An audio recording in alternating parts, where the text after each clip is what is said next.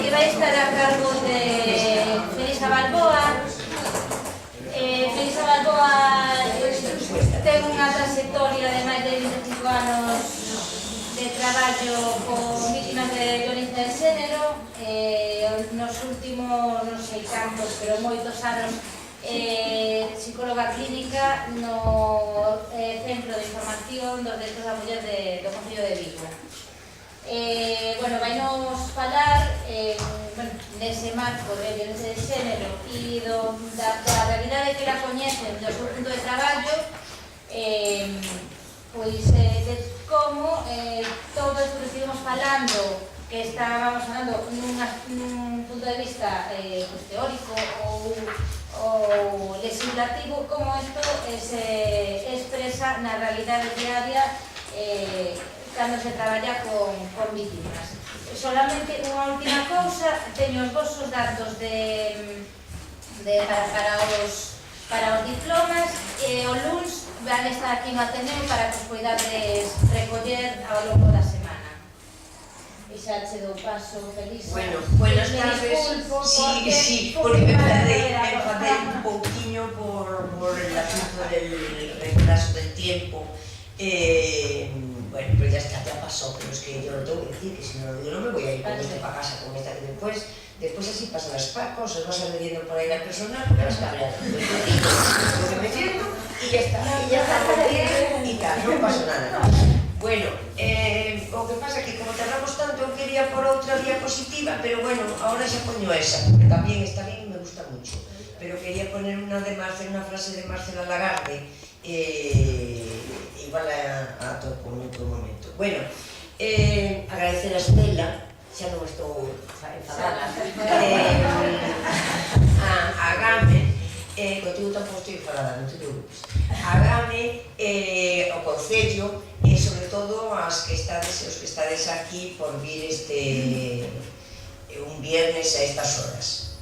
Bueno, realmente o tema era sobre a custodia compartida. Eu pretendo un pouco facer chegar a miña reflexión despois de tantos anos de traballo con mulleres vítimas de violencia, por suposto, cos seus fillos e coas súas fillas. Traballei 18 anos na Casa de Acollida de Vigo e despois os restantes estou traballando solo no Centro Municipal de Información. Os primeiros 18 anos eran Centro de Emerxencia de Acollida e o Centro de Información. O tema da custodia compartida, e falamos aquí moito da infancia, eu pregunto, nos importa a infancia? Protexemos debidamente a infancia? Non, eu xa me contesto, non. Pero, de todas maneiras, e sobre todo, eso sí, xa os decía creo que Sonia, ou non sei se José Antonio, temos mogollón de convenios de los derechos de la niña, el convenio de la ley de protección de menores, la ley de infancia y de adolescencia, la ley de la víctima, etcétera, etcétera, etcétera. Moitas leyes, pero realmente, como se pode entender, xa para non falar só do noso ámbito en España, como poden desaparecer 6.000 rapaces, nenos e nenas, sirios, que escapan do seu país en un país europeo como é Alemania. E de repente 6.000 nenos e nenas que escapan da guerra, da fame e da violencia máis horrorosa chegan a Europa, estes países, estes que tenemos tantos derechos e tantas cosas, e desaparecen. Non quero pensar que poden estar pasando esos 6.000 rapaces e rapazas. O mismo pasa en África, con Boko Haram, 200 niñas sacadas de una escuela y no pasa nada. Quiero decir, bueno, la noticia del periódico de vez en cuando, y después sacan unas imágenes de las madres llorando, que me parece además indigno y humillante, pero aquí nadie mueve ficha. Y aparte ya de las niñas casadas en determinados países árabes, las mutilaciones genitales, etcétera, etcétera, etcétera, los niños soldados, ¿pasa algo? Nada. Quiero decirte, mucha convención universal de los derechos de los niños y de las niñas, etcétera, etcétera, pero realmente yo creo que no protegemos debidamente a los niños y a las niñas. Ya no quería pasar de hacer alusión a esto que está ahora muy en tal y que no estamos haciendo nada para evitar este tipo de violencia y de agresiones hacia la infancia. En cuanto a la custodia compartida, la verdad es que no tengo nada que decir. Es decir, a ver, me explico.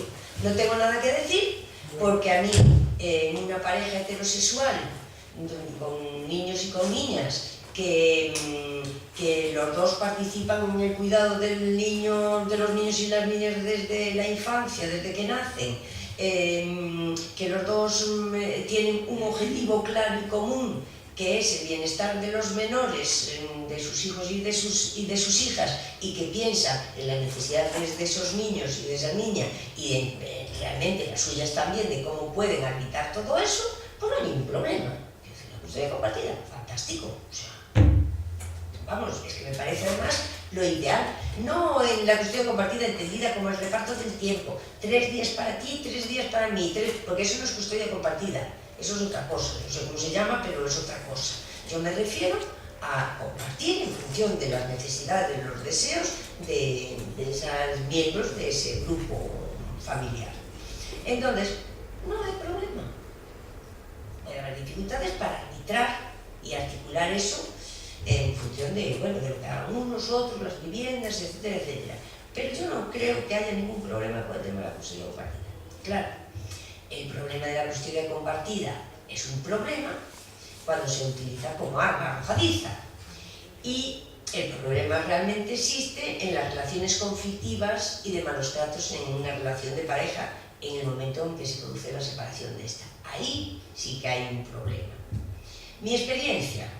Yo empecé a trabajar en los años 90. En un principio no era ningún problema. Los hombres no cuestionaban la custodia de los hijos, los podían ver, lo único que querían era poder verlos de vez en cuando y que su familia también pudiese verlos.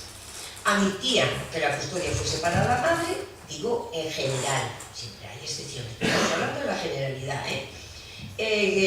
admitían que la custodia fuese para la madre y además incluso utilizaban a los niños para manipular y mandar mensajes a la madre. Recuerdo situaciones que no son anecdóticas, que son habituales y constantes, incluso ahora. Recuerdo niños y niñas que de alguna manera eran los que empujaban a su madre para ingresar en la casa de acogida por el clima de violencia y de tensión que se vivía en la casa. La madre entraba en la casa de acogida y al cabo de un tiempo, claro, como los padres tenían derecho a ver a los niños, pues era la primera vez que los niños veían que su padre los trataba mínimamente bien, que le lloraba, de que decía a mamá que quiero que volvamos juntos, bla, bla, bla, bla, bla, bla. Y sí que conseguían que la madre, aún sabiendo la madre que eso no era real, es decir, que la situación no había cambiado nada, que el único objetivo del padre era que volviese para casa, sí que volvían para casa. Por uno de los elementos que funcionan en este tipo de relaciones y que tienen que ver mucho con la feminidad, porque la culpa es algo que nos corroe a las mujeres. Entonces, solían darle esa oportunidad, y eso sigue pasando ahora, cosa que muchas veces los jueces no entienden cuando ponen denuncia y la sacan y todas estas cosas, pero que vamos, para nosotras, o por lo menos para mí profesionalmente, es una cosa de lo más fácil de ver. Las reacciones se producen, sobre todo las reacciones más violentas de los padres, se producen cuando la mujer decide separarse. El número de denuncias realmente es mínimo, comparado con la realidad de los malos tratos. O sea, yo trabajo a los 18 años y realmente las denuncias son, pero pequeñas comparado con la realidad que veo todos los días. Por supuesto, en los años 90, cuando empecé en el centro de información, en la casa de acogida, la información era escasa o nula. los malos tratos era una cosa, bueno, la violencia de género no, eso no existía ni en el vocabulario. Yo recuerdo hablar de violencia de género con mis colegas y yo era así como algo exótico. Esta feminista, pero ahora ya todos saben, se dan cuenta de que hay violencia de género, que existe, que no era una cosa así. Entonces, en aquel momento realmente la violencia de género y los malos tratos era una cuestión de lo privado. Nadie se metía ahí. Curiosamente, a pesar de lo mucho que avanzamos, que ya veremos por qué avanzamos, el otro día salió una encuesta, yo creo que de Málaga, de la ciudad de Málaga, o bueno, de por Andalucía era, y la mitad de los varones reconocían que no iban a intervenir aunque su amigo maltratase a su mujer. La mitad de ellos. Y eso que seguro que algunos contestaron lo que era políticamente correcto. O sea que si les hagamos olvidar los políticamente correctos quedan pocos. Entonces, no denunciaría si sabía que o veían que su amigo, estamos hablando del 2016, en el siglo XXI, esto cuando yo empecé era el siglo XX y seguía también era igual, Esto es cierto que, bueno, que nadie tenía que meterse ahí. Realmente la lucha de las mujeres americanas con aquel famoso eslogan de Kate Miller de lo privado es público, sí que ayudó un poco a sacar y esa lucha es algo que todas conseguimos, las europeas, las españolas, etcétera, etcétera. Pero el contexto social era tremendo, porque cuando una mujer intentaba poner una denuncia, y eso lo viví yo, iba a la Policía Nacional, y bueno, mujer, pero tampoco es para tanta, ya no os quiero contar en lo que era el rural. En el rural, el Guardia Civil tomaba las copas con el marido, o sea que allí olvídate. No podías poner una denuncia, pasase lo que pasase. Ahora aún es difícil, pero ya en aquel entonces era realmente imposible porque es que no te la recogían. Porque claro, tú no vas allí toda entera de quiero poner una denuncia, no. Vas mal emocionalmente, con un sentimiento de culpa, no sabiendo si realmente lo que estás haciendo estará bien, porque denunciar a tu marido, no tienes muchas veces apoyo familiar, con lo cual si no encuentras un apoyo, una persona que te escucha, te acabas saliendo de allí sin poner la denuncia. Bueno, los niños y las niñas no tenían ni consideración. Las niñas no formaban parte de la violencia de género de la familia, Quiero decir, iban con la madre porque evidentemente el padre pasaba de ellos, y la familia, y los niños además querían estar con su madre. Entonces, claro, cuando decidían separarse o tal, os recuerdo que yo no voy a meterme con las leyes, pero sí os recuerdo que en el año 90, en el 89, se empezó a legislar determinados comportamientos de la violencia doméstica, ¿vale? Y aquí, en el año 95, en el año 90, en el año 89, nada. Y cuando yo empecé a trabajar en el año 90, porque después en el año 95 hubo modificaciones importantes, cuando yo empecé a trabajar en el año 90, un maltratador no se le consideraba delito, es decir, era una falta. Salvo que la mujer entrase en quirófano y hubiese una intervención quirúrgica. Es decir, si te daba un puñetazo o te machacaba contra la pared, te rompía la nariz, pero te la colocaba el médico sin intervención quirúrgica, se consideraba una falta. Eso viví por aquí. Fiscales y fiscales desaparecidos. No sé para qué servían. Nosotros pensamos que siempre que iban a defender los derechos de la víctima, que ya sé que defienden que la justicia se lleve a cabo. Yo aprendo con mi amiga la abogada, esto todo lo sé por ella, y por la vivencia, la experiencia a través de los años. Entonces, bueno, en el año 95, y me acuerdo porque todas, yo incluida, sin saber muy bien lo que decía en aquella época, yo decía, el artículo 53, puede aplicarse el artículo 53, porque el artículo 53 era el que habitualmente ejerce violencia física sobre su cónyuge o sobre persona a la que se haya ligado de forma estable por análoga relación de afectividad o sobre los hijos. Aquí en el 95 ya, no tenías que ser solo un marido, digo, mujer, tal, ya era de una relación de análoga afectividad. Y se amplía a los menores. Y se elevó la pena y se potencia la idea de habitualidad. Porque claro, tú tenías que tener un delito, pero ser habitual. Pero habitual, no valía que fuese habitual cada 4 meses, no, habitual. Y que se pusiese demostrar, con la violencia psíquica, rian de rian, o sea, nada de nada. Pero sí hay un episodio desgraciado que fue el asesinato de Ana Orantes, en el año 1997. Y es de aquí que, claro, os acordáis de Ana Orantes, que se fue a la televisión, dijo que su marido vivía en el piso de arriba, porque las juezas tenían esas ideas, y aún siguen teniendo las alumnas, de poner los lados en una mujer que había sido maltratada toda la vida, etcétera, etcétera, etcétera, y a los pocos días, no sé si fue al día siguiente o a los pocos días, el marido, claro, como salió en la tele y dijo públicamente el calvario que había sufrido durante toda su vida, pues la roció con una lata de gasolina y se murió. Entonces, de repente, los medios de comunicación se dieron cuenta de que existía eso y que esas cosas pasaban y que eran habituales. Entonces, claro, ya sabéis, los medios de comunicación salen a la palestra y los políticos se ponen las pilas ya. O sea, porque es así, ¿eh? Entonces, yo creo, y vamos, no me cabe ni la más mínima duda, que ese episodio sí que movilizó mucho y sobre todo eso, en vez de las feministas pudimos sacar más, salir a la calle y hablar más del tema, los medios de comunicación dijeron, ay, pues aquí, bueno, a veces por sensacionalismo, pero bueno, el hecho es que denunciaban que esas cosas pasaban y tal.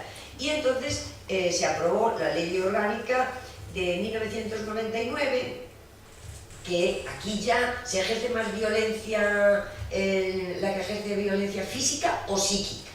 Y aquí se incidiría más en lo de la habitualidad y se atenderá al número de actos de violencia que resulten acreditados, había que acreditarlos, así como la proximidad temporal de los mismos, lo que hablamos, tenía que ser pero bueno, de todas formas os advierto que el 135 nos da un trabajo porque las juezas no había manera de entrarse por el aro. Bueno, aquí ya se extendió mucho más todo este tema. Y ya la ley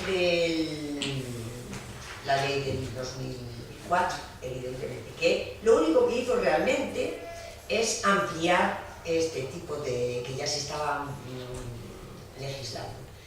Pero deciros que la ley del 2004, en fin, oye, es un avance, estamos encantadas y tal, pero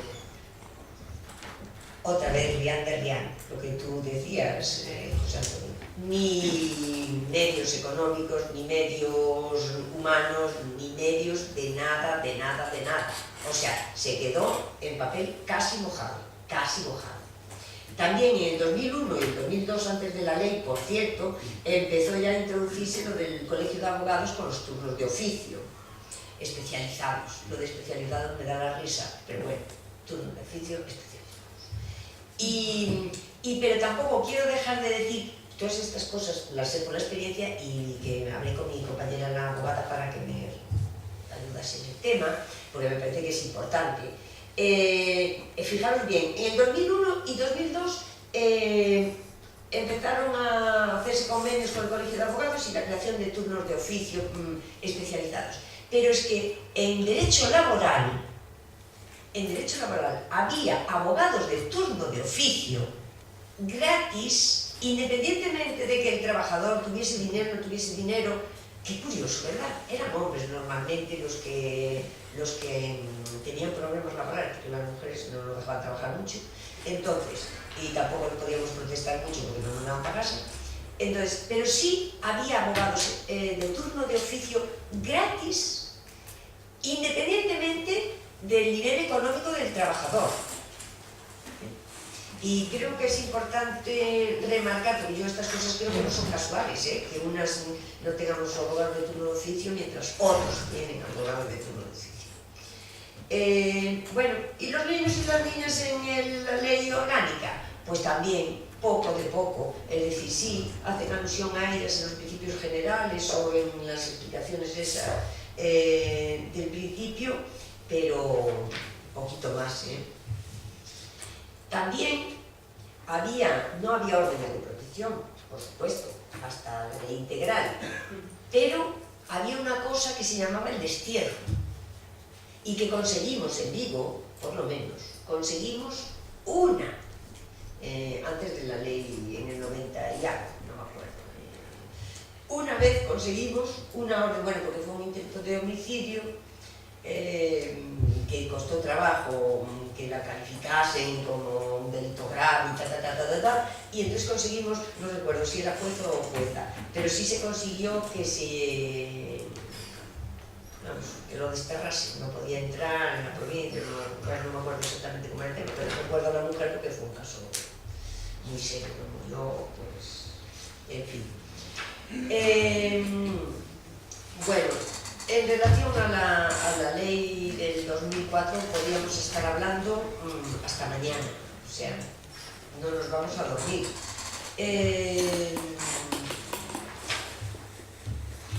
No hay especialización en los profesionales, para nada. O sea, hay juzgados, mira que reclamamos y luchamos por los juzgados de violencia de género, pues sinceramente, os lo digo. En fin, está bien que estén, mejor eso que nada, pero depende la jueza o el juez que te caiga. ¿Y por qué tuvo un jefe en Vigo en juzgado de violencia de género? Pues porque le venía bien, porque estaba no sé dónde y quería venir para Galicia. ¿Y qué plaza había? Juzgado de violencia de género. Pues allá me la pido y me voy para Galicia. El juez sensibilizado, y especializado. En buscarse la vida, seguro, pero desde luego, violencia de género, nada de nada. Esto, en cuanto a los fiscales, otro tanto lo mismo. Yo no los veo proteger a las víctimas y a los menores, menos de menos. O sea. Y en cuanto a una cosa que me parecía importante en la ley de violencia de género era la prevención, pero claro, prevención significa dinero. Bueno, no nos equivoquemos, hay dinero, no hay dinero para determinadas cosas, pero para otras cosas hay dinero, porque cuando decimos no hay dinero, yo eso quiero aclararlo siempre, porque hay dinero. Algunos están en Panamá, otros están en Bahamas, otros están en tal, y otros lo llevamos no se sabe dónde, pero dinero hay. E incluso, a pesar de la situación, claro, depende de dónde pongas el foco. Si quieres gastar aquí o allí, pero dinero hay. Bueno, a medida que fuimos, es verdad que fuimos avanzando en derechos y las mujeres fuimos avanzando en derechos, ¿qué pasó? Pues que empezaron realmente los hombres, los lobbies de hombres separados y divorciados, que son ese lobby, es el que está presionando para el tema de la custodia compartida. Curiosamente, uno de los primeros, no puedo dar nombres, pero bueno, como está condenado, de seguro, uno de los primeros que organizó la Asociación de Hombres Separados y Divorciados en Vigo, era un maltratador reconocido y con condena, no era... y entonces ahí se recrudecen, a medida que las mujeres vamos avanzando en derechos, ahí se recrudecen las arengas y la proliferación de leyendas urbanas y de mitos, que es muy serio, como el tema de las denuncias falsas, el tema de la utilización de los niños, el famoso SAP, cuando además el Consejo General del Poder Judicial, que no es sospechoso ideológicamente, dice que solo hay denuncias falsas el 0,01%. Pero cuidado, en los delitos habituales, que me roban la casa, que me roban el piso, que me roban el coche, el 10% de las denuncias son falsas. Yo no veo que salgan a la calle a protestar. ¿Me explico? O sea, el 10% de las denuncias que van a los juzgados son falsas. Por intereses, el seguro, el otro, no sé. Pero sin embargo, en violencia de género, el 0,01. Y lo dice el Consejo General del Poder Judicial, no lo digo yo, Y el síndrome de alienación parental, etcétera, etcétera. Realmente yo creo que son hombres que tienen muchas dificultades a perder privilegios que tenían antes, evidentemente, porque ahora las mujeres saben que tienen derechos e intentan ejercerlos, con muchas dificultades, evidentemente, porque precisamente la justicia no se lo pone nada fácil. Y realmente no tienen ningún interés en el bienestar de los niños, ni en vivir en una sociedad más democrática, más igualitaria, más equitativa. No. Es decir, su punto central es que las mujeres, lo que decía también José, que no eras tú, ¿no? Que somos malas, que somos... lo que decía el profesor de Derecho. Pues exactamente así. Y la realidad es que las mujeres tenemos más dificultades para acceder al trabajo. Yo tampoco sé, por ejemplo, que eso lo iba a decir al final, pero voy a ir más rápido porque si no os entretengo demasiado. Yo no sé por qué, hablando de la custodia compartida y sobre todo de este sector de hombres separados y divorciados y de un sector amplio de la sociedad que se lo plantea, yo creo que a veces sin pensarlo, vamos a ver, ¿por qué no se protestan, por qué no se plantean que quieren permiso de maternidad, de paternidad de un año? Es decir, reivindicar mejoras para poder ejercer la paternidad para las mujeres, para ellos. ¿Por qué no se plantean las reducciones de jornada? Es decir, ¿por qué no se plantean que haya unos horarios laborales para conciliar? ¿Por qué no están en la calle reivindicando esas cosas? Que es en beneficio de ellos y de sus hijos y de su relación paterno-filial. No. ¿Vosotros la veis? No. ¿Por qué no se plantean, por ejemplo, que, ya digo, esto ya es mucho decir, pero no importa, por pedir se pide. Claro, ¿por qué no plantean, por ejemplo, que las personas, mujeres, que son las mujeres actualmente, yo estoy segura que si fuesen los hombres amos de casa y fuesen los hombres cuidadores de las personas dependientes, os aseguro que tenían salario, y no el mínimo interprofesional, no, tendrían un salario como se debe tener. ¿Por qué no reivindican, no que las mujeres, que las personas cuidadoras de sus hijos y de las personas dependientes tengan un salario, coticen a la seguridad social, etcétera, etcétera, etcétera? Yo cuando los vea reivindicar esto, pues pensaré otra cosa. Mientras tanto, lo único que se me ocurre es que quieren utilizar los menores como instrumento para seguir, lo que decía Sonia, victimizando como violencia vicaria para hacerle daño a las mujeres. Porque de hecho, lo que también no sé quién lo comentaba aquí, los casos, que no es uno, son los que más se conocen, pero el caso de asesinar a su hijo para que lo vea su mujer. O además saben que si las matan a ellas, algunos que ellos ya son más psicópatas, lo cual no quiere decir que estén enfermos, a ver, saben que si la matan y deja de sufrir, pero claro, que te maten los hijos, eso ya es, difícil de saber. Y no podemos olvidarnos la cantidad de niños y de niñas asesinadas, que por cierto, son tan indignos, y no puedo evitar, yo lo siento mucho, pero tengo que hablar como me sale, son tan indignos que incluso cuando hablan de las cifras, que se ocurre decir que los hombres también son asesinados dentro del ámbito familiar, utilizan los menores varones como cifra para decir que son asesinados por la violencia en la familia. Esos niños que matan a otros padres. Eso ya me parece el colmo del retorcimiento, que fue las cifras que le dieron al Tony Cantó, que en fin, canta de verdad, y utilizó, y después claro se disculpó porque claro, las fuentes, no se había informado de las fuentes. En fin, pero si solo tiene que hacer es ir a las fuentes gubernamentales, no tiene que ir a las fuentes extrañas.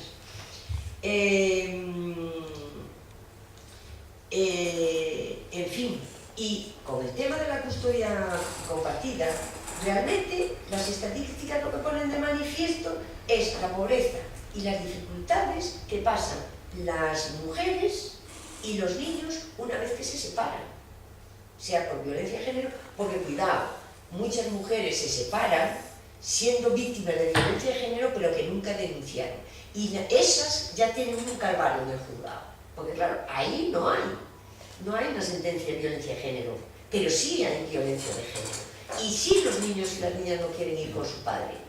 Y os puedo poner miles de ejemplos a lo largo de mi trayectoria profesional. Una persona a la que yo conozco, esta no es de profesional, esta no es mi amiga, pero la conozco la situación. Niña de 15 años. De 15 años se separa. Ha habido malos tratos psíquicos toda la vida. Toda la vida de relación. Se separan los padres. La niña no quiere ir con el padre, porque en principio la niña no tenía muy mala relación con el padre, pero el padre desde que se separó, va la niña a comer las comidas familiares y el padre presume y se chulea después de machacar a la madre, presume y se chulea que ahora es el que mejor, ¿cómo se llama eso? Cócteles hace, y que todas las mujeres le encantan sus cócteles. Horrorizada. Su madre, mal en casa, porque la dejó con apenas dinero, la estaba machacando, etcétera, etcétera, y entonces decide que quiere la custodia. Entonces la custodia compartida no se la dieron, pero lo que quería era la casa. La custodia compartida no se la dieron, pero sí le dieron un régimen de visitas muy amplio, y la niña no quiere. La niña quiere ver a su padre, pero de vez en cuando comer y tal, pero no quiere pernotar, no quiere tal. Bueno, pues, ¿qué hizo la fiscal y la jueza? Escucharon, oyeron a la niña, la oyeron. ¿Y sabes cuál fue la conclusión del fiscal? De la fiscal. Fue que la niña no estaba mintiendo, que estaba mintiendo, que no era creída. Yo conozco a la niña. Y yo digo, pero no me lo puedo creer. Una niña, pues la obliga. Con 15 años la obliga. Yo le dije a la madre, si quieres no va, que te venga la policía a buscarla. Pero claro, la madre no quiere someter a la situación. Es que la niña no quiere ir. Y entonces el padre la machaca. Si no vienes conmigo, entonces denuncio a tu madre. Si no, no sé qué, tal. Y una niña de 15 años tiene que tragarse a su padre. Pero de esos casos hay muchos, ¿eh? Quiero decirte, digo ese porque es el más así. Entonces, realmente, ya no hablo de los malos tratos, de las consecuencias, de las situaciones de maltrato, lo que se generan emocionalmente, etcétera, etcétera. Pero la vivencia de terror, de miedo, de angustia que viven los niños y las niñas en una situación donde hay una vivencia de malos tratos es tremendo. Es decir, además te lo relatan las madres, que no han denunciado, cuidado, porque hay algunos que no hay maltrato físico, pero los niños y ella están tranquilamente en casa haciendo los deberes, riéndose y tal, oyen el ascensor, oyen la llave en la puerta y allí se hace el silencio y cada uno por su habitación. No maltratan físicamente, no maltratan físicamente. ¿Y qué denuncian? Porque no os lo creáis. Quiero decirte, yo digo que hay que denunciar, pero la realidad es que eso, incluso algunas veces con informe psicológico, no hay prueba suficiente. Y ya orden de alejamiento, vamos, ni de broma. Esto, bueno, a las mujeres no las escuchan, por supuesto, Yo me pregunto, ¿pero qué hacen los fiscales y qué hacen los jueces? Bien, yo entiendo que tienen mucho trabajo, pero entonces que se quejen, que hagan algo, que hagan algo. Lo que no puedes es pretender que una mujer en una situación emocional como la que está, cuando va ante una jueza, bueno, es que se bloquean, es que no son capaces de hablar, es que ante una situación de poderío tal, las mujeres se callan y se bloquean. Es que incluso mujeres que pisan fuerte en el ámbito social, porque no estamos hablando de mujeres que mujeres, y se inhiben. Una vez que están en un contexto de esa situación con el agresor al lado, a veces no son capaces de articular palabra. Y encima no pueden hablar mucho. Y encima ellas hablan primero, después habla el agresor y ellas no pueden volver a hablar. Es tan demencial la violencia que se la somete que yo supongo que todas las que trabajamos en este tema oímos. Si llego a saber el calvario por el que me llego a pasar, no denuncio. Eso es sistemático. Bueno, los fiscales ahora debe ser que le meten así un poco de caña y aparecen por allí, están presentes, no sé qué hacen, pero a veces están presentes. Fijaros la violencia institucional de la que estábamos hablando, y eso tiene que ver con el patriarcado. Vosotros decíais, ¿por qué? No, vamos a ver, aquí mando yo, y yo soy la que no empoderan a la víctima, no empoderan a los niños, pero no empoderan porque el poder lo tengo yo, y no lo voy a compartir contigo, a ver si nos entendemos. Es así de claro, es decir, es tal. Vamos a ver, pero es que no puedes impartir, no puedes hacer justicia, escuchar a la gente normal, con tu vestidito, tu cazadora, tus pantalones. Señora, hable, con todo el respeto del mundo, porque yo voy así vestida a mi trabajo y os aseguro que me tienen un respeto como yo a ellas. Ya es una cosa que me parece demencial. O sea, las mujeres, cuando yo llego y les pregunto, y los niños ya no te puedo, claro, la mujer le pregunto, ¿pero quién estaba? No sé, había una señora que hacía, la otra le preguntaba y el otro que no sé qué. O sea, es que es una falta de respeto. La señora jueza, la fiscal y los demás que están allí saben quién es esa señora, conocen la mitad de su vida. Lo mínimo es, yo soy la jueza fulanita de tal, yo soy el fiscal o la fiscal fulanita de tal y tal. Hable. Como mínimo. Vamos, es que cuando tú tienes a una persona y encima tú te estás en una situación de poder y ella está en una situación de vulnerabilidad, lo mínimo es facilitar que se pueda expresar. Bueno, yo todo esto no pensaba decirlo, pero ya apuestas, ya lo digo. Pero sí, es que eso es violencia institucional.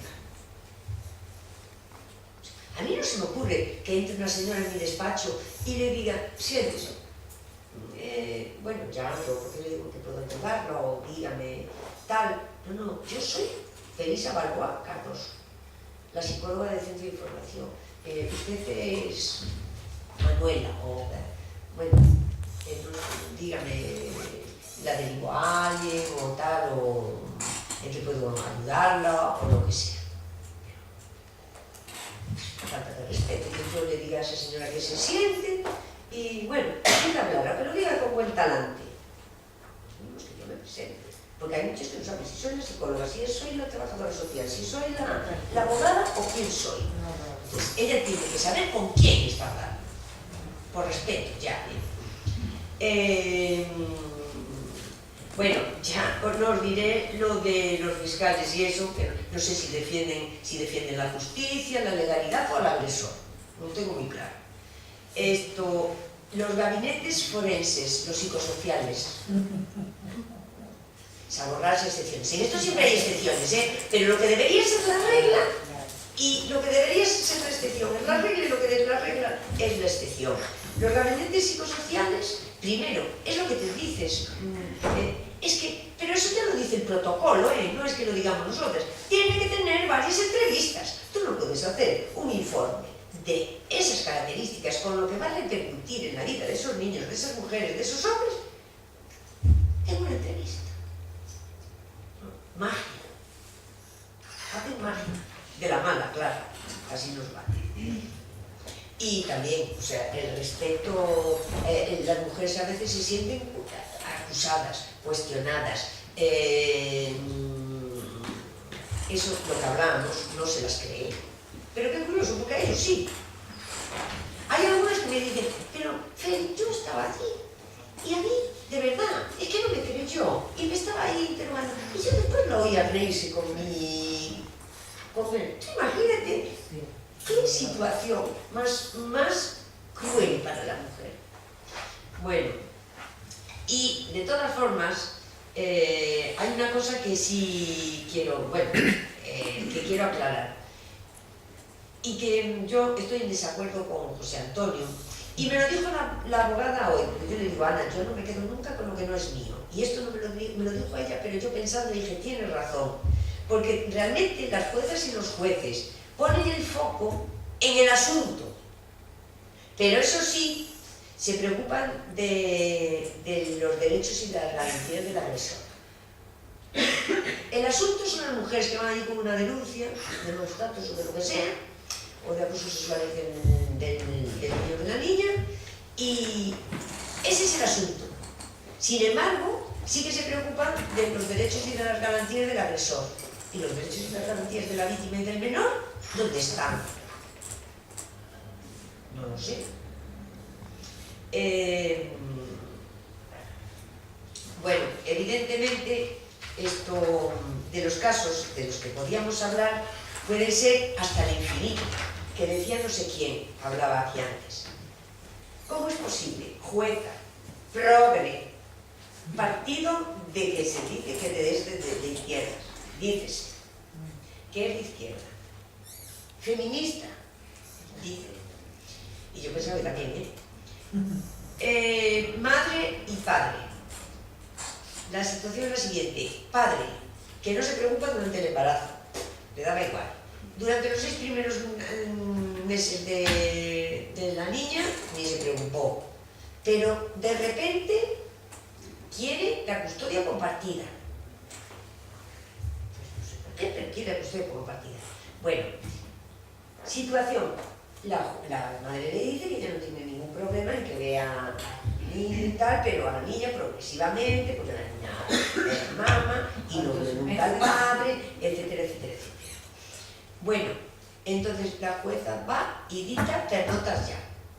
¿Pero de qué edad la niña? 6 meses. 6 meses. Pernotas ya. Es que es tan aberrante, y ya os digo, progresista, de tal.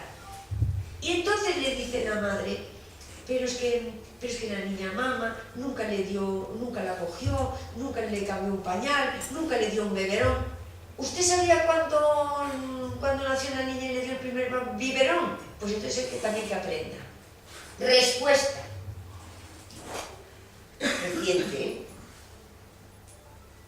Así como te lo cuento. Pero estos no son anécdotas, ¿eh? Estos son casos así más tal para que os deis cuenta. Actualmente, ahora, creo que hoy se pasaba algo, que se aclaraba la situación. Mujer que puso denuncia de malos tratos. Niña o niña recién nacida.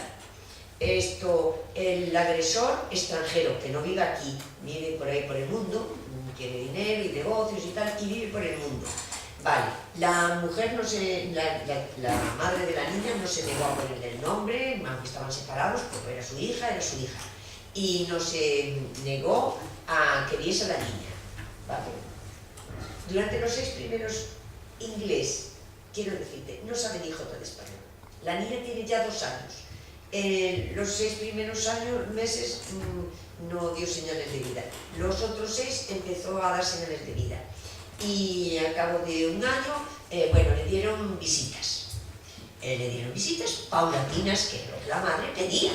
Es decir, como si está en el extranjero, pues viene 2 o 3 días y la ve paulatinamente. Bueno, algunas veces no vino. Pasó 3 y 4 meses y medio. Bueno, pues como en la sentencia ponía que a los 2 años ya tenía derecho a pernotas, pero claro, tenía derecho a pernotas pensando que la iba a ver periódicamente para ir habituándose y tal. Pues no, él quiere pernotas ya. La niña 2 años no habla ni jota de inglés. El padre, que se supone, yo sí tengo un hijo de 2 años, a mí me parece, bueno, no me va a parecer un hijo de 2 años, ¿verdad? Pero a mí me parece, y yo me pongo a estudiar ruso si hace falta, por lo menos las palabras más elementales para poder comunicarme con la niña. Pues no aprendió ni jota de español, o sea, ni te quiero, ni quieres comer, ni quieres dormir, nada, ni jota de español. Pues, bueno, están en el asunto. Ella ya la percibieron 2 veces porque ella no se la deja pernotar. Ella no aumenta el régimen de visitas, pero la niña no pernota con él, porque además en un hotel, porque la niña habla lo que habla, pero tampoco sus necesidades es que las exprese como tal. Bueno, pues entonces el padre, visto que durante todos los 2 fines de semana ella se escaqueó, que no se escaquea, además quería pasar con él, ¿vale? Te lleva más tiempo por la mañana, por el día, pero no quiero dejarla que venga a la noche, no está acostumbrada a dormir fuera, bla, bla, bla, bla, bla, bla. No, él quiere. Y entonces trae un traductor.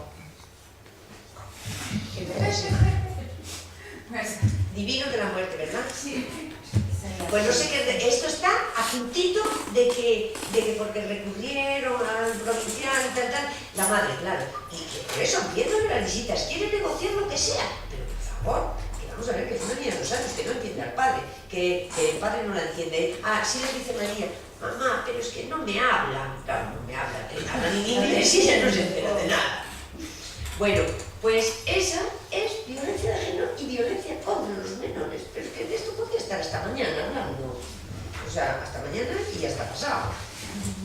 Claro, es que es verdad. Bueno, aparte ya de los que sabemos todas por la prensa.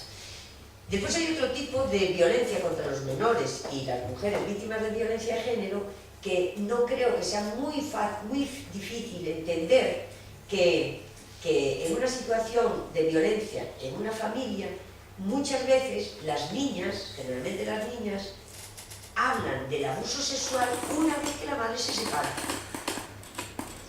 Nunca antes, por el miedo, por la amenaza, porque su padre es violento y no sabe lo que puede pasar, porque muchas veces el padre le dice, además las culpabiliza, si se lo dices a mamá, mamá se va a enfadar, o mamá igual se quiere marchar de casa, etcétera, etcétera. Entonces, no es la primera, ni la segunda, ni la tercera vez que las niñas y los niños, que son todas las niñas, denuncian, hablan con su madre, después de haber... Ah, eso es peligrosísimo. Porque entonces ya se supone que la madre tiene la intención de poner la denuncia para no tener régimen de visitas con el padre. Es decir, y después está la situación de si las madres incumplen, le cae todo el peso de la ley, como no, las visitas no vayan. Pero si ellos incumplen, de que no vienen a buscar al niño, ¿cuántos niños van a los puntos de encuentro, llegan a los puntos de encuentro y se tienen que volver para casa? ¿Sabéis lo que es eso para un niño? Porque claro, hay algunos que aunque sean maltratadores y tal, el niño tiene un vínculo afectivo con el padre. Bueno, pues se van para casa y tal. Y es más, las mujeres, como muchas sabréis, tienen habitualmente la costumbre no, interiorizado en sus genes, en su subjetividad femenina, de que tienen que ser buenas, complacientes y etcétera, etcétera, etcétera, les dicen, no, es que papá hoy a lo mejor no pudo venir. No puede decir eso al niño. Tú no le dices nada, tú no sabes por qué vino el padre. Cuando lo vea, que se lo pregunta a él.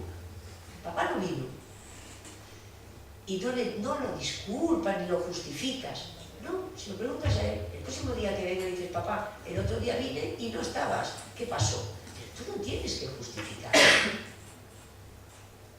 Pero no, nosotras, a pesar de la fama que tienen las mujeres, bueno, eso es mi experiencia de 20 y tantos años, al revés, contestación de las madres, habitualmente, bueno, mujer, pero es que a él no le pega, él es un buen padre.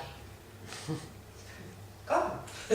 Las propias madres agredidas, defienden que, bueno, a ella les pega, a ella no maltrata, pero a niño nunca le puso la mano encima. Eso es para que veáis esa historia, esa leyenda urbana de que las madres... y ya para acabar, porque si no me lío, porque puedo estar aquí hasta pasado mañana, sí que quiero decir una cosa.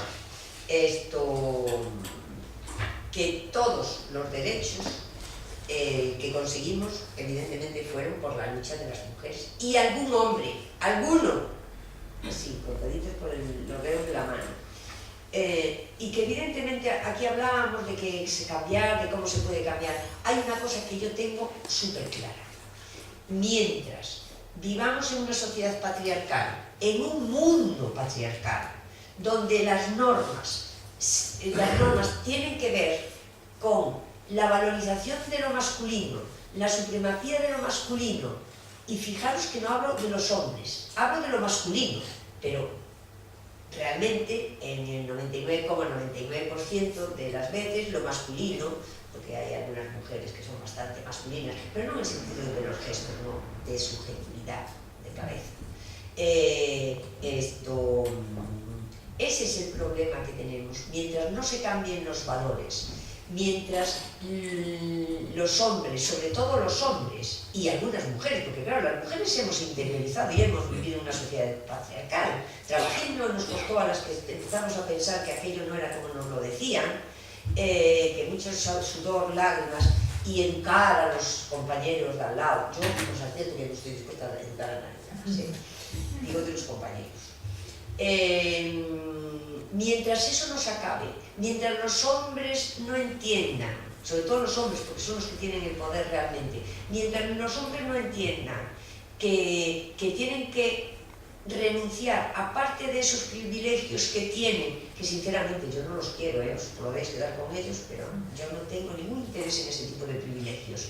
Mientras no entiendan que la democracia tiene que ver con el compartir de todo, es decir, con el compartir y el vivir los afectos, el compartir la educación afectiva de sus niños y de sus niñas, el tener una relación equitativa con los otros, me da igual, porque el patriarcado no solo nos machaca a las mujeres, no, machaca a las mujeres, machaca a los hombres que están en una posición de inferioridad y machacan a los niños. Por eso no les interesa nada ni los niños ni las mujeres, porque somos inferiores, dentro de la jerarquía somos lo menos de todo y todo. Entonces, mientras no reivindiquen el cuidado de la familia, mientras no reivindiquen el expresar sus emociones, mientras no reivindiquen otro tipo de sociedad, lo siento, queridas y queridos, pero ni muchas leyes que hagamos del asunto de los derechos del niño, ni muchas leyes que hagamos de nada. Entonces, mientras se valore lo masculino como universal y superior, y lo femenino como inferior y menos importante, el machismo seguirá matando a mujeres, niñas y niños. Y muy claro, un padre que maltrata a la madre de su hijo no es un buen padre, lo pinten como lo pinten.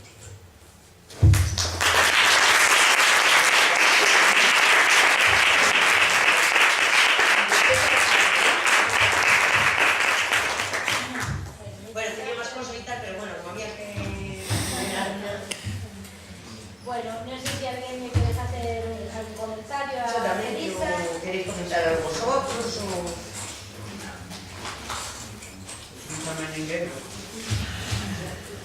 Es para hablar, porque sí. Yo tengo mi opinión y tengo... Vamos, podemos discutir. Sí. Yo voy a discrepar una cosa y voy a añadir una cosa menos...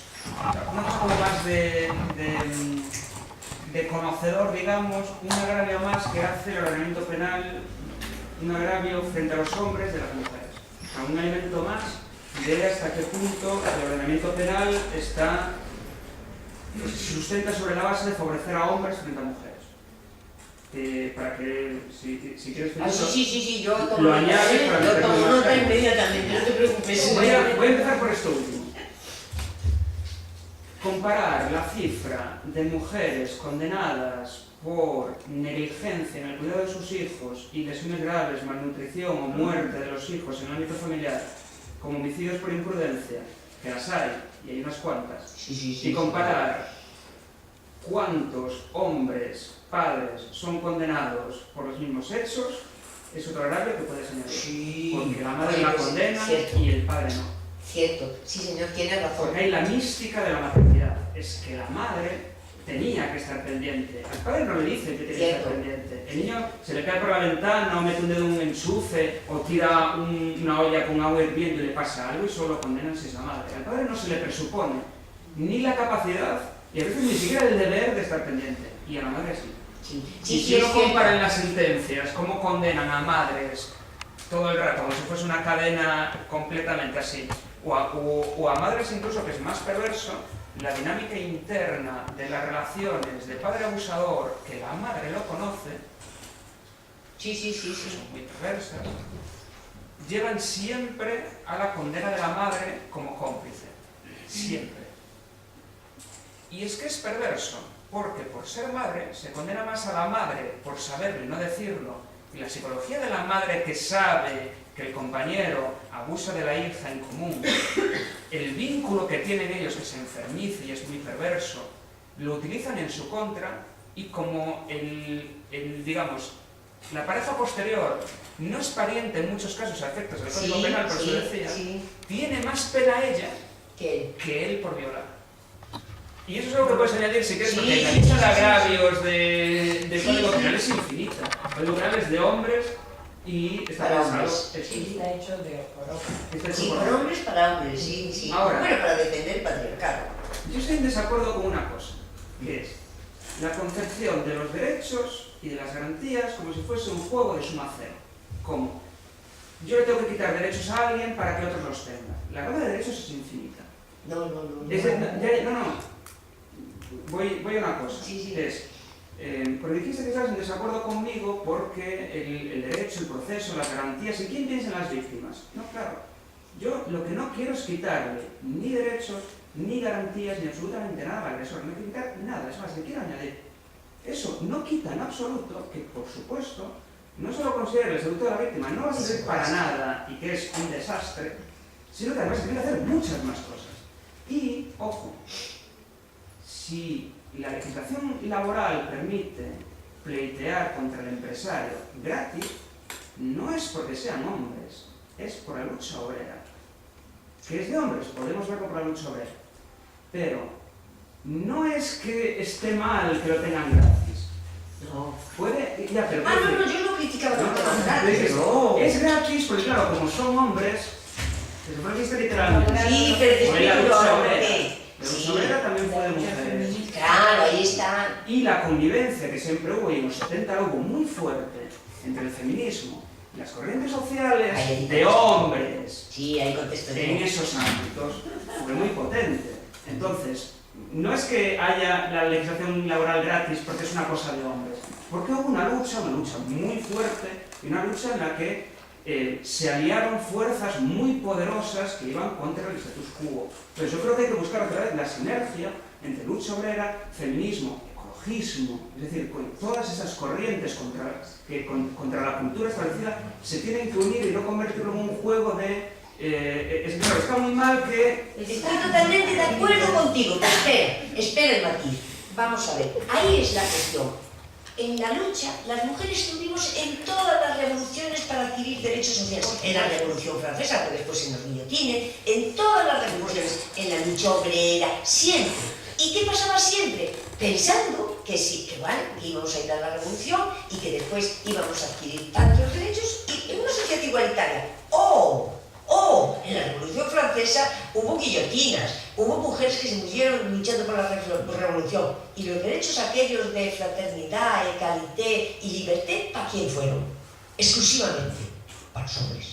Las mujeres no tenían derechos después de la Revolución Francesa. Y lucharon allí, los hombres sí que adquieren derechos. Y con las luchas obreras es otro tanto lo mismo. Es decir, las mujeres siempre apoyamos cualquier lucha que beneficie a la sociedad. Siempre. Estamos ahí, en las barricadas. Siempre. Por eso quiero ver a los hombres en las barricadas, luchando por una jornada que se pueda conciliar, luchando en contra de la violencia de género, luchando... Y tú ves...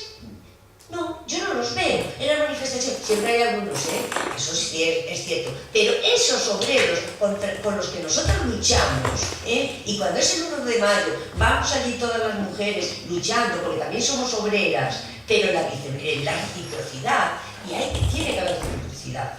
Entonces, esa es la diferencia fundamental. Las mujeres siempre luchamos en todas las causas para una sociedad más justa y para una sociedad mejor. Nunca. Y no vamos en contra de nadie, al revés. Pero lo que yo te quiero decir con eso, aprovecho que tengo el micrófono, lo que yo te quiero decir con eso es que, vamos a ver, en el tema de la violencia de género, ¿cuál es el problema? Por eso pedimos la inversión de la carga de la prueba, que se llama así, creo que en el lenguaje jurídico. ¿Por qué lo pedimos? Porque precisamente partimos de una situación de inferioridad. A nosotras no se nos cree. Esa es la cuestión. Por eso pedimos que en determinadas circunstancias no es justo la igualdad. porque no partimos de una situación de igualdad. Esa es la cuestión. Entonces pedimos la inversión de la carga de la prueba. Y porque no hay testigos, ese es el problema. Entonces, de ahí que pedimos que bien, la presunción de inocencia, ¿cómo no vamos a estar de acuerdo? Cualquier derecho, estamos de acuerdo, pero lo que no puede ser es que, precisamente por defender la presunción de inocencia, las mujeres siempre se acaban de asesinar a una mujer en Lugo. 2 denuncias los días anteriores. Salió al suelto. Presunción de inocencia. Como no había pruebas de las que hablamos, la señora está muerta. 2 denuncias los días anteriores. La penúltima víctima de violencia de género. Entonces, es de eso de lo que hablamos. Bueno, yo me emociono mucho, ¿no? A veces parece que riño cuando me pongo así. Pero es que, claro, es que ¿sabes lo que te digo, José Antonio? ¿Tú crees que una sociedad donde en los 15 primeros años del siglo XXI hayan sido asesinadas 1000 mujeres? Mira, cuando un terrorista, o 2 o 3, mataban a un guardia civil, Dios mío de mi vida, se desplegaban todos los medios y los derechos de los terroristas se los pasaban por el forro de allí. Vale, yo estoy en contra. Estoy en contra, y estoy en contra de la violencia, sea del signo que sea. Pero con esto lo que te quiero decir yo es que no puede ser, no puedes tratarlo de igual manera. ¿Me explico? Y por el hecho de ser las víctimas mujeres y niños, pues, en fin, la cosa es... El único código penal de la historia con inversión de la carga de la prueba era el estalinista. Me da igual. Oye, que fuese estalinista no quiere decir que no tuviese alguna cosa decente. No, ya probamos. Es la antesala de cualquier estado fascista. La inversión de la carga de la prueba es lo peor. No, estamos hablando de la inversión de la carga de la prueba en violencia de género. En ningún ámbito. Es perverso. Bueno, pues será perverso, pero yo lo que sé es que las mujeres... Bueno, pues dinos que alguien haga alguna manera. Pero la cuestión es... No se trata, es que insisto, yo creo que te da una prueba clarísima. No, bueno, pero... Es que el proceso penal no es un combate de boxeo entre un agresor y una víctima, es el combate entre el Estado y su poder omnímodo para privar de la libertad a una persona y cómo lo vamos a limitar. Porque si no, no hubiésemos hecho ni lucha obrera, ni derechos, ni constituciones, ni absolutamente nada. Yo creo que en esta Digo más, situación... la Revolución Francesa es una revolución liberal burguesa. No se hizo para favorecer a hombres, se hizo para favorecer a burgueses. Sí. Y solo fue la revolución proletaria la que consiguió más cosas. No fue una revolución de hombres, fue una revolución de hombres burgueses.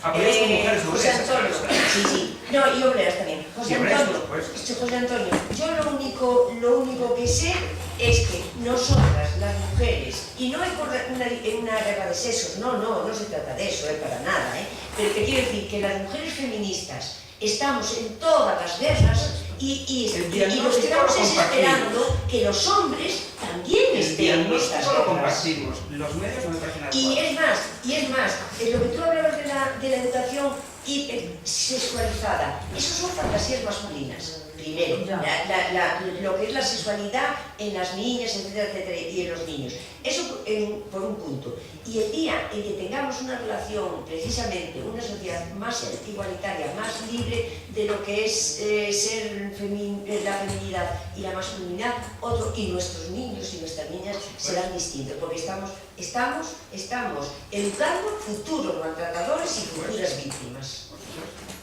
Eu pregunto unha cousa, vamos a ver, se acabamos de falar durante toda a tarde de que cando se explora aos nenos non se respeta os seus dereitos, que se parte de considerar que están falseando. Antes de falar de que para conseguir un dereito é necesario eliminar o outro, non tenemos que conseguir un dereito, porque o que estivemos vendo toda a tarde é que falta o dereito da víctima. Sí. Entón, antes de pensar en que a mellor con conseguir o dereito da víctima non chega, primeiro consigamos o dereito da víctima, saber se é suficiente ou non é suficiente, porque aquilo que estamos vendo toda a tarde que estivemos falando é que se están vulnerando un montón de dereitos procesais, un montón de dereitos fundamentais das persoas, en este caso menores de idade, que están impedindo que alcancen a xustiza. Entonces, a mellor non son incompatibles. Eu Ah, creo no, que esa cuestión. É que non son compatibles, Por por eso. eso eu non quero convertir nun xogo de suma cero. Hai que sumar todo, engado incluso máis, a formación do Corpo Nacional de Policía. Bueno, de todos. Sí. Que eu Es que de todo. fui un instructor do Corpo, e bueno, Eu creo que desde o momento que se toma unha denuncia, o administrativo que toma esa denuncia ten que ter unha preparación especial. ¿No? Claro. Sí, eso se pretendía, pero... con una pequeña anécdota. Sí, claro. Acude una... Es que yo fui instructor de la policía y tuve que pegarme mucho de esas historias.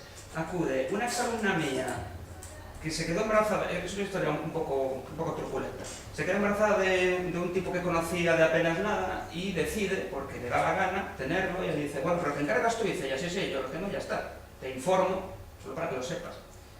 Él, estando ya de 4 o 5 meses, le recontacta y dice, mira, que estoy saliendo con una chica, y se lo contó que no le parece bien, así que quiero que abortes. Y dice ella, mira, 1, no me da la gana, 2, está fuera de plazo, 3, pues diré a tu compañera que hola, ¿qué tal? Que... Él le envía un WhatsApp, que además yo lo vi, que ponía, o abortas tú, o voy a tu casa y te hago abortar a patadas. Sí. Va a la comisaría y el policía se niega a coger la denuncia porque dice que no es constitutivo de delito. Dices que eso, será que está enfadado y además... Enfadado estaba, tiene razón.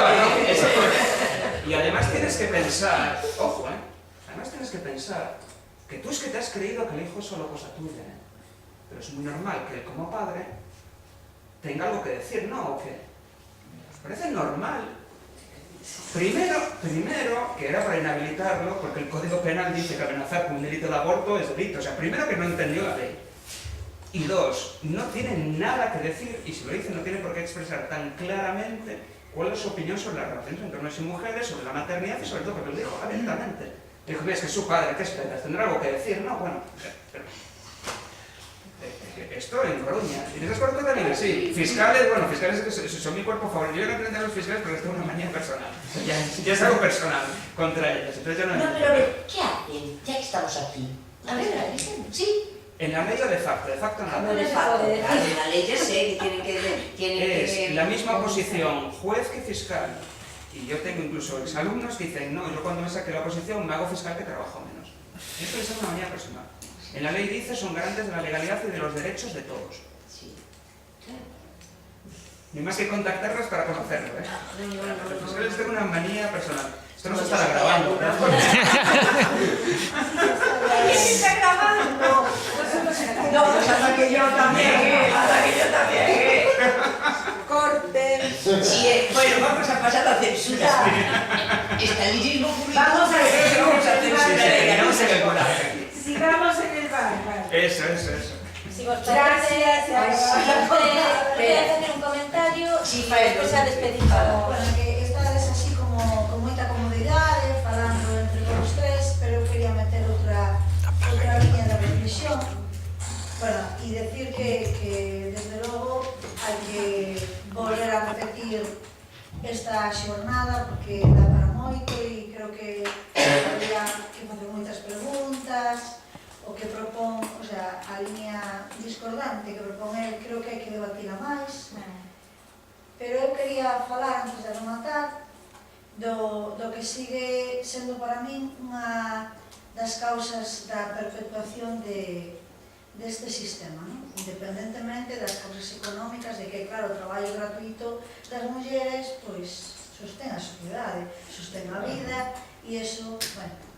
Pero hai algo máis que eu creo que ademais que está facendo moitísimo dano aos nenos e as nenas e vexo esa reproducción na adolescencia, non? Tanto de rapaces como de nenas, que é o mito do amor romántico. Ah, sí, pero eso ya tiene que ver con directamente Entón, los tratos. eu creo que eso é algo que hai que intentar, bueno, por reivindicar, finalizar con esa trampa, non? E non é só unha trampa para as mulleres, que para as mulleres é unha trampa mortal, non? En moitas ocasións e é de moito sufrimiento como que irades, pero tamén para os nenos e para os adolescentes que non entran nese modelo. nese modelo heterosexual de conquistador, e que tamén lles provoca un sufrimiento e un fracaso, non digamos xa o tema de homosexualidade ou outras cousas, non? Pero a mí me parece que é fundamental desterrar ese amor romántico e esa maneira que teñen os adolescentes e as adolescentes de vivir eses amores que eu les chamo amores de videoclip. Eses amores de exposición, de esa instantánea feliz que parece que vai a durar e vai salir de eso, de fora da televisión, e vai a durar e vai a ser a súa vida real, non? E ese é un objetivo que temos que marcarnos, pero xa. Claro. Bueno, pois moi ben, pois nada, vamos a xa rematar coa xornada de hoxe. Eu vou propoñer na liña de que comenta Lupe, pois a mellor que nos propoñamos que nos sigades a través da nosa página web, que é o www.agamme.org,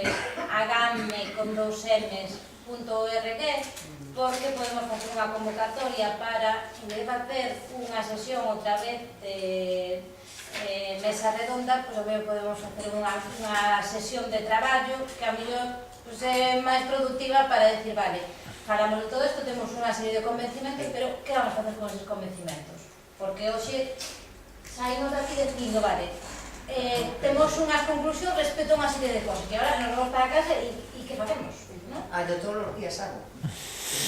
Bueno, claro, evidentemente, cada un no seu ámbito, sí, pero creo que fai falta tamén que haxa un documento, producir é unha forma de traballo, pero necesitamos un activismo.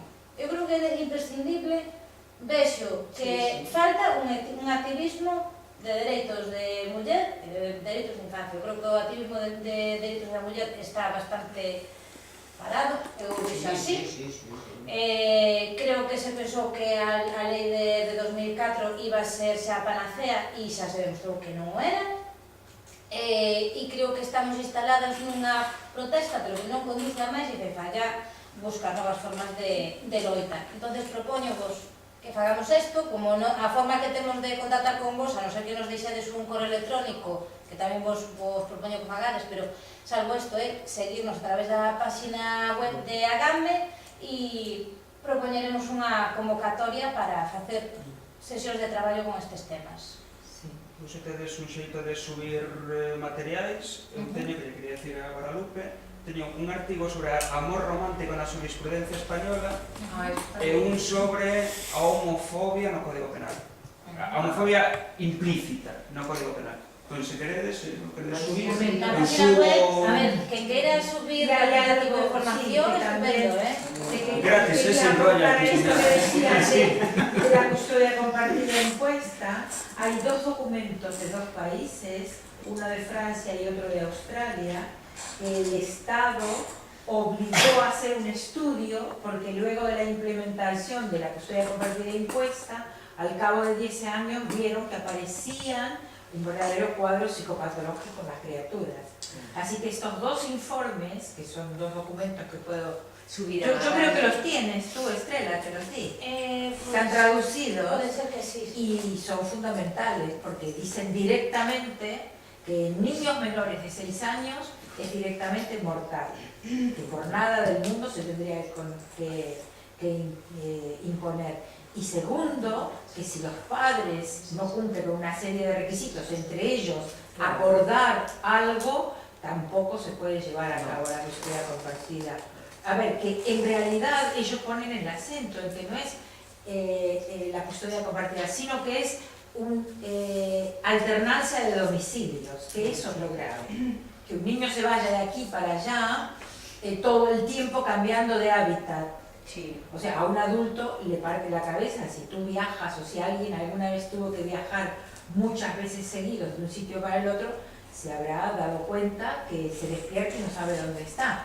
A una criatura le pasa eso potenciado 15 veces. Todo eso es lo que dicen estos estudios, que de verdad... Sí, pero es eso, yo creo que realmente un padre y una madre si tienen buena relación y el objetivo es, buena relación me refiero para eso, no Eso es ser magnífico, amigos. pero es que no los Claro. llevan a la justicia.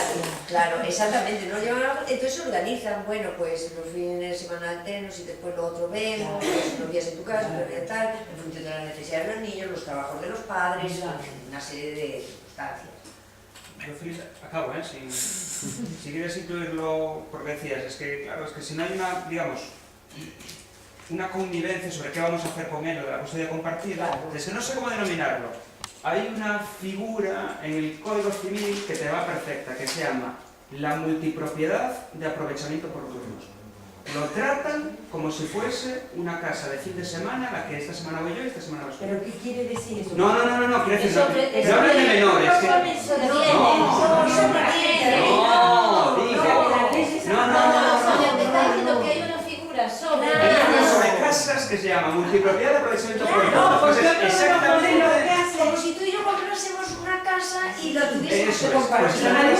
están tratando al menor como eso, se llama multipropiedad de aprovechamiento por turnos. Están tratando como si fuese un inmueble. A mi abogada, a la Bueno, abogada, hay sobre un multipropiedad. De aprovechamiento por turnos. Es lo que están haciendo con los menores, como si fuese un chalet en la playa, pues así. Algunos dicen eso, por eso me confundí. porque No, por Dios, no. Que el niño se quede en la casa y para Y que evitar entre esto y y que salga, los no, padres no. se entrevistan. Claro, son 3 propiedades que hay que tener.